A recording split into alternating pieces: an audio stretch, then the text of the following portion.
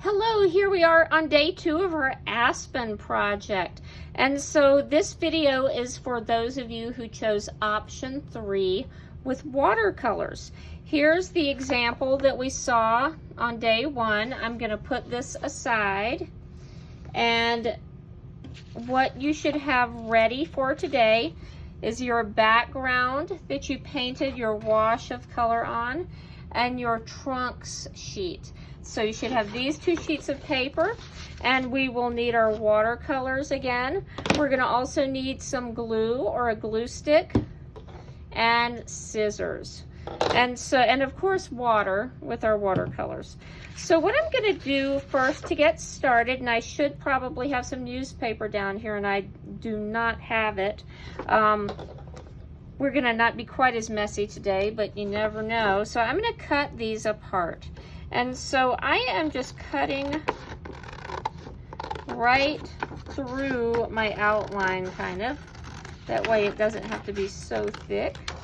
And this is a wonderful scrap of paper that I could keep just in case I need it for something else. And cutting right, I can kind of see where I put my pencil here. So I'm going to cut on my pencil line that I did.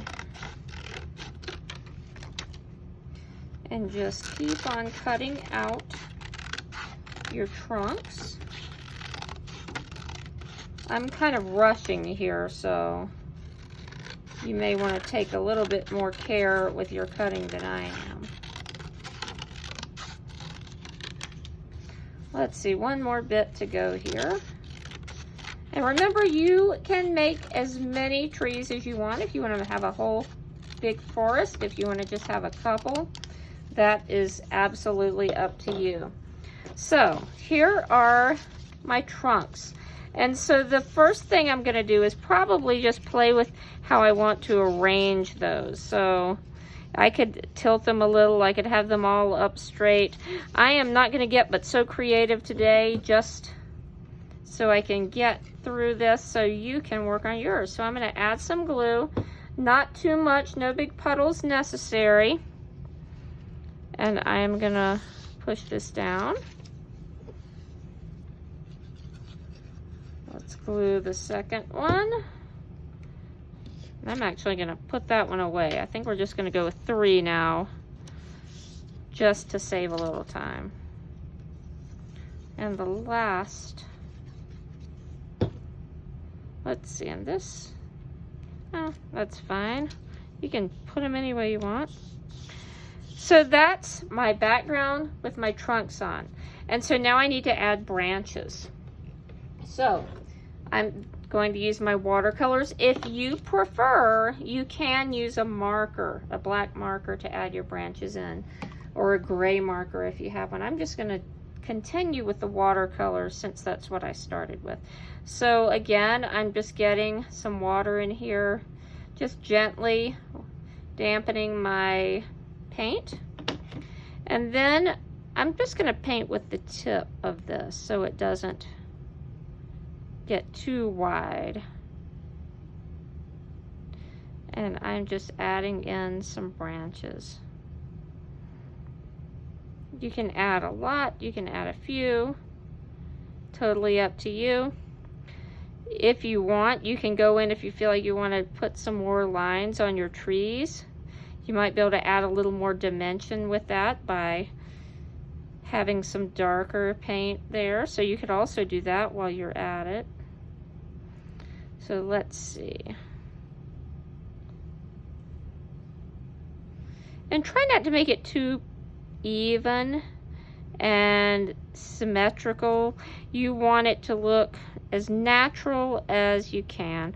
Also, don't worry about little mistakes and things like that.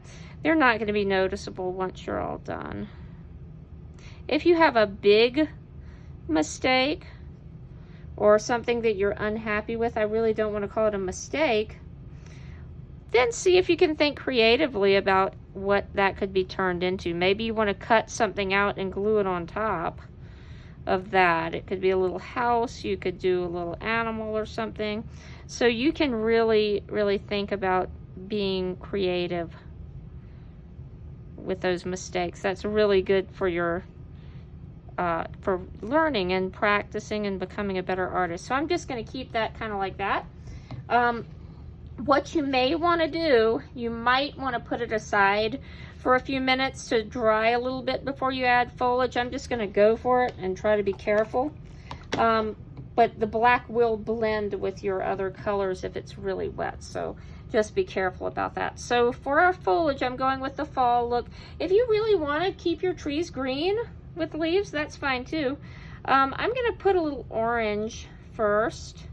The yellow may look greenish on the background anyway, because I do have some blue in here, and we know that blue and green make, or that blue and yellow make green. So I'm just kind of tapping in some leaves. I'm gonna probably go back in and add a little yellow with that as well. But we're just putting little dots kind of to make our foliage here. And I'm not gonna finish the rest of that now. Let me wash my brush. And if your water, my water is a little bit gray and dirty. If you have a small water cup and it got really dark with painting your branches, it might be a good idea to get fresh water before you do your foliage.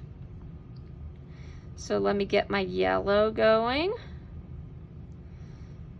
And I could go back in and brighten that a little bit. You can't see it a whole lot, but it does add a little bit of brightness to the foliage. If you have a very dark background and your leaves are not showing up at all, another option for you could be take the scrap. Let me slide this out of the way a minute. And I could just paint in some areas with my watercolors. And I would then need to let this dry. But then what I could do is I could cut some little small leaves out of this paper and glue them on. And that would be more of a collage effect if you'd like to do that. So that is totally a really fun choice as well, especially if you ended up with a really deep, rich, dark background. All right, that is about it for option number 3. I cannot wait to see your work.